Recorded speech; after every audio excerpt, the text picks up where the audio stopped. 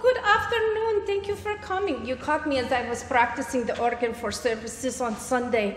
As you know, Sunday is Easter, and so I wanted to be as perfect as possible.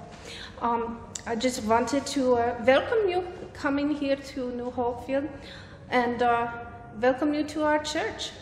My name is Bertha Sonnenblume, and I came from over in Russia with my family. I was born along the Volga River, which in Stefan, which is on the west side of the river. There's two sides of the river, the west side and the east side, or the meadow side and the mountain side.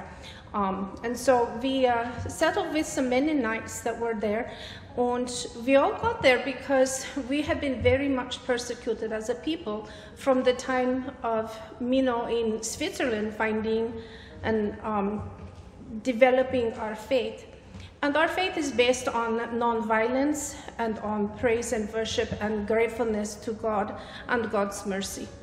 And so in Switzerland, they did not like us. So we ended up going as a people to Germany and settling in the lowlands. And there we developed many different farming techniques, which worked really, really well for draining the swamps and being able to plant good crops, because that fertile soil was just so rich.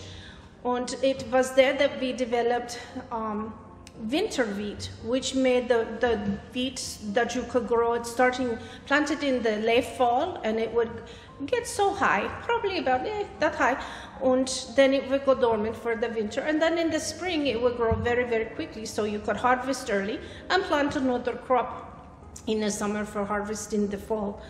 And so many of our people were down in the lowlands of Germany, which is why we mostly speak German. And then, but we were starting to get very crowded there. And so Tsarina Catherine, or you know her as Catherine the Great, in Russia, was opening up some of their lands in the Prussian territories for settlement, because they were so far out from Mother Russia that she wanted to make sure that they were being taken care of and farmed, and that there were people living there. And so one of the things that she promised us was that our menfolk would not be conscripted into the army, and we had freedom of religion, and we were able to have our own schools, but we were not considered the peasants that were under the rule of the Tsarina. And so many of us, we went to Russia and settled there for several hundred years. But then when her grandson Alexander II came into power, he freed all of the serfs and the Russian peasants, which was wonderful for them, except for the fact that then they got very jealous of what we were doing and the success that we were having. And they wanted the same thing, only they had not done anything really to earn that success. And so they started to persecute us as well.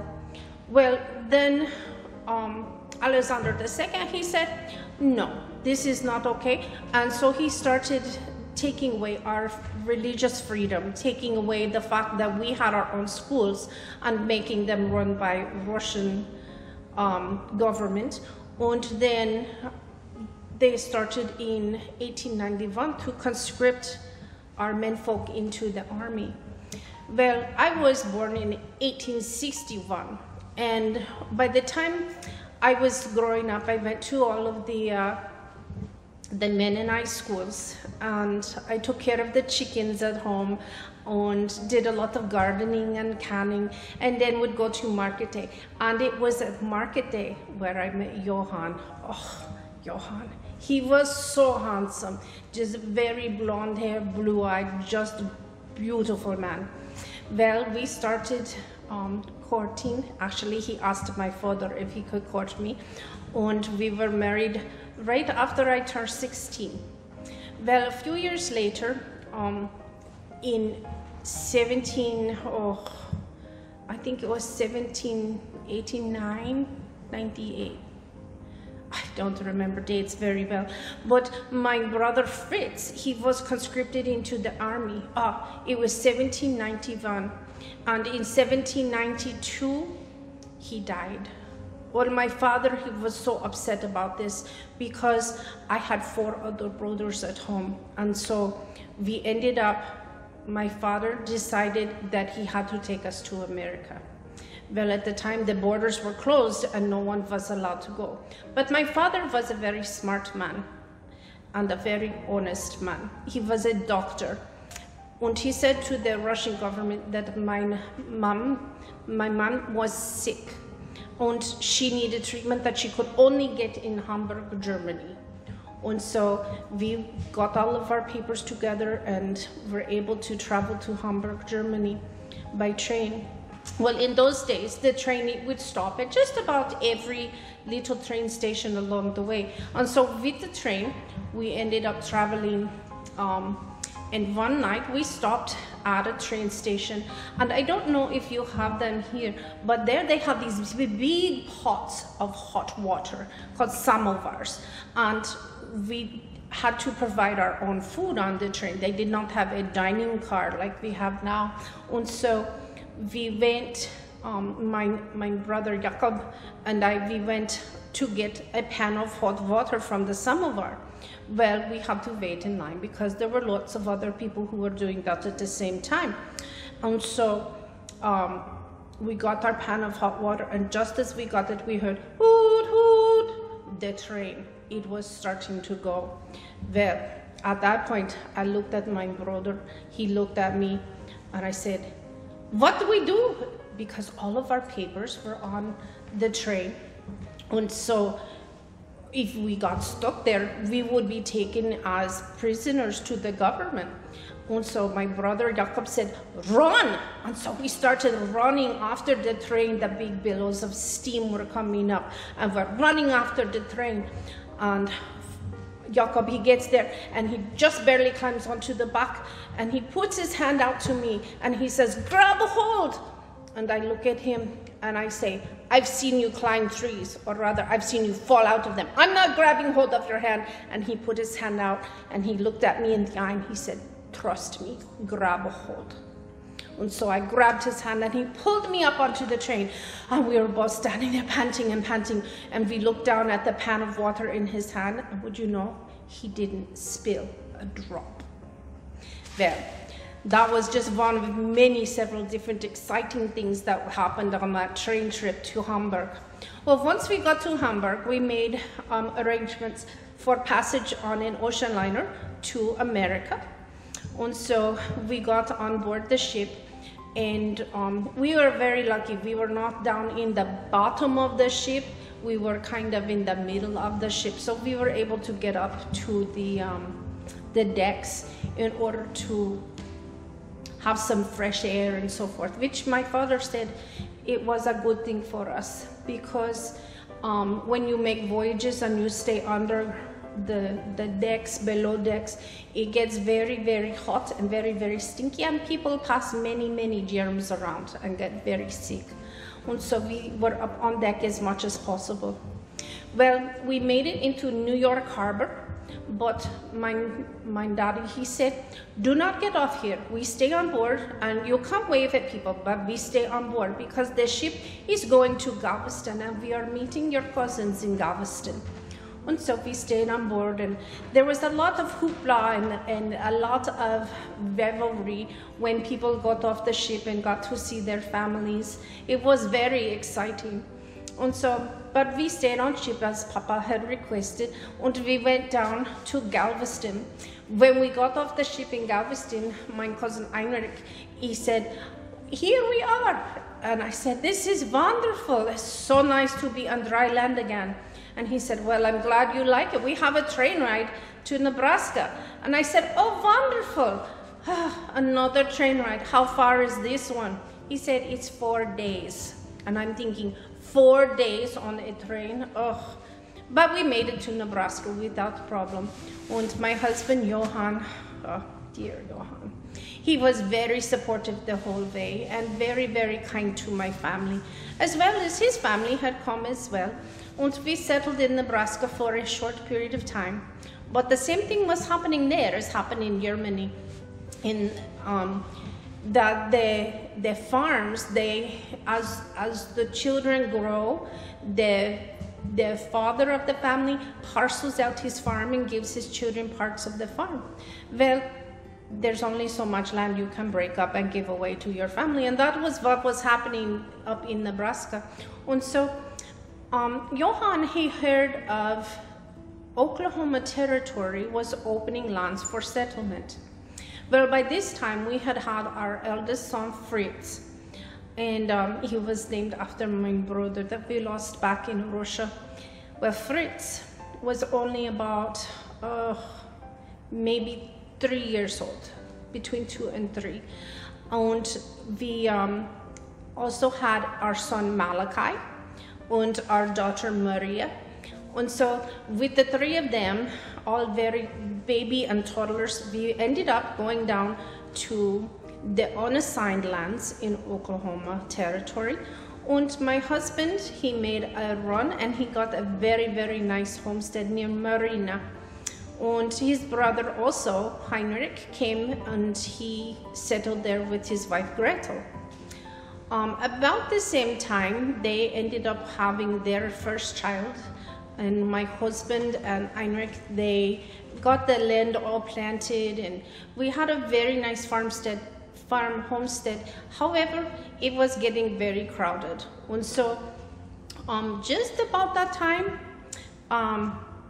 we had another, well, it was more than one baby. I had a set of twins, the twins, Paul and Stefan. Stefan was just a very difficult, colicky little baby. But Paul, he was a good child, so there was not much problem with having the twins. Plus Maria helped me quite a bit.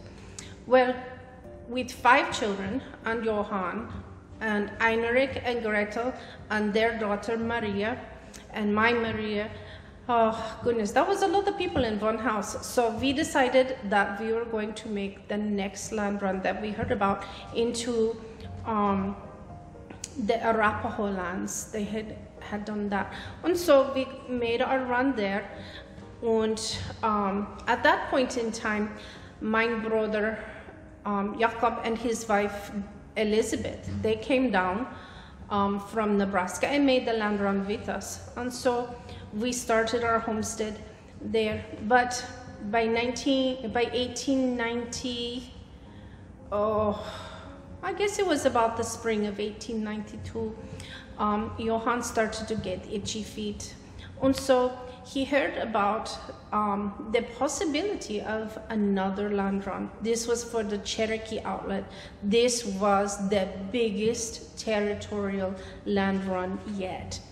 And so we left our oldest son Fritz with Jacob and Elizabeth, and we went to Hennessy. Well, I will tell you, it was a madhouse. My dear Johann, he stood in line at the registration office for days, and literally 4 days. And Malachi and Maria and I, we were taking him sandwiches and water, and there were other people in that line that they were just dropping dead of the heat, of not having enough liquids, not having enough water. It was just terrible. I think the government had no idea how many people were going to come and try this land run. However, fortunately for us, Johann, dear Johann, he made it in on the morning of September 15th, which was right before the land run, and he was one of the last people. There were still hundreds of people in line behind him just waiting to get their registration, but they did not get theirs.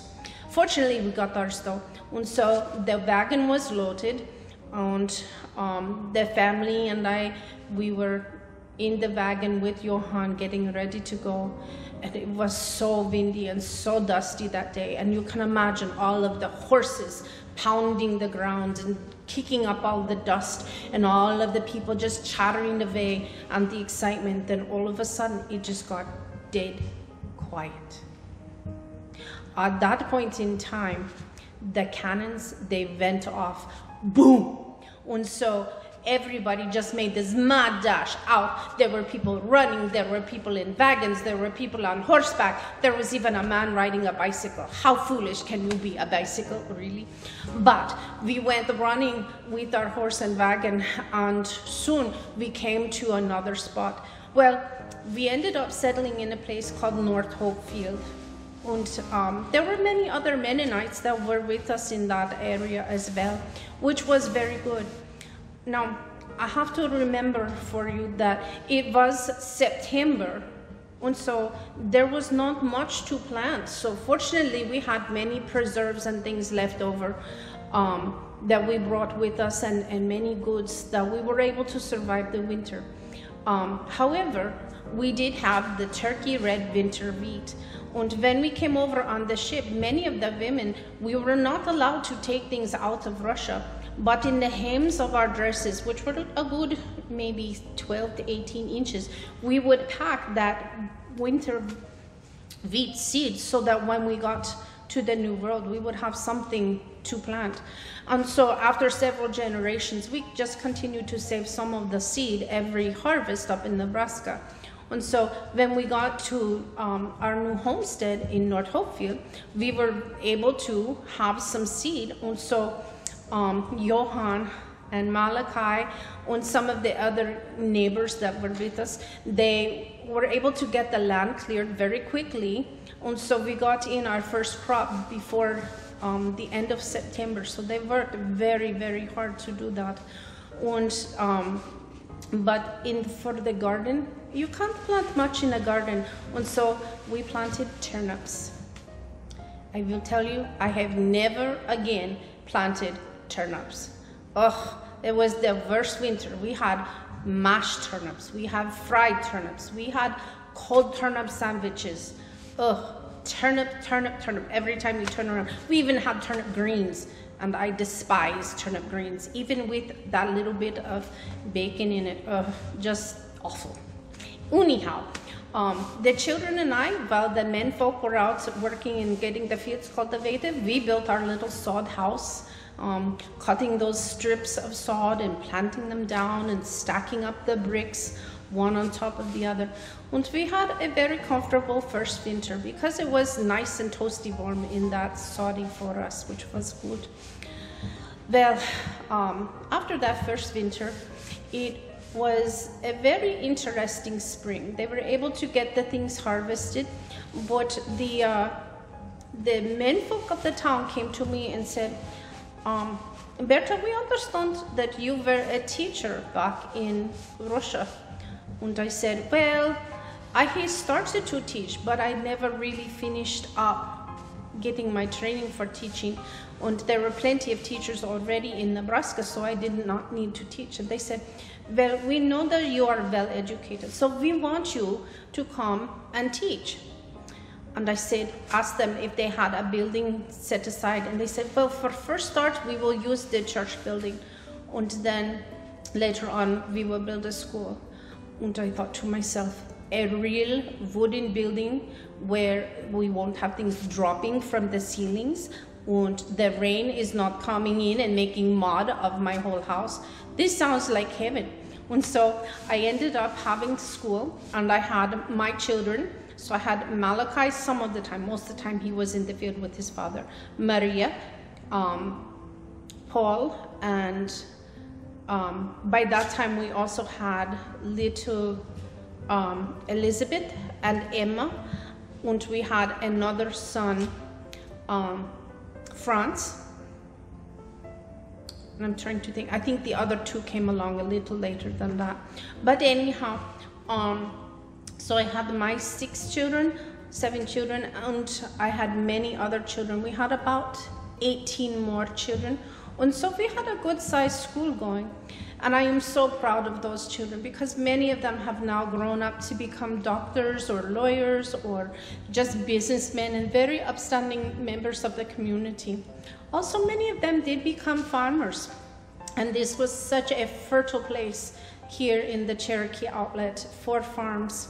Well, we were fortunate enough in 1907 to see Oklahoma actually become a state. We were so proud that we are now an actual state and have representation in Washington, D.C. as a state. Fortunately for us, though, because we still are living by the Mennonite tenets of nonviolence, we were still able not to have men conscripted into the army, or as they call it here, drafted into the army. And we are able to practice our own religion, which is just wonderful. The government recognizes that our schools are very good schools. And so we were very fortunate to retain our schools. And as part of that, we are able to retain our language as well as our heritage. So we're very, very fortunate. Well, I have jabbered on enough, and so I really must get back to practicing for Sunday. It's Easter, you know, and so praise God that we are able to celebrate together, and ask that you keep us in your prayers, and you keep all of the other settlers in the Oklahoma Outlet, in the Cherokee Outlet, in your prayers as well. God bless.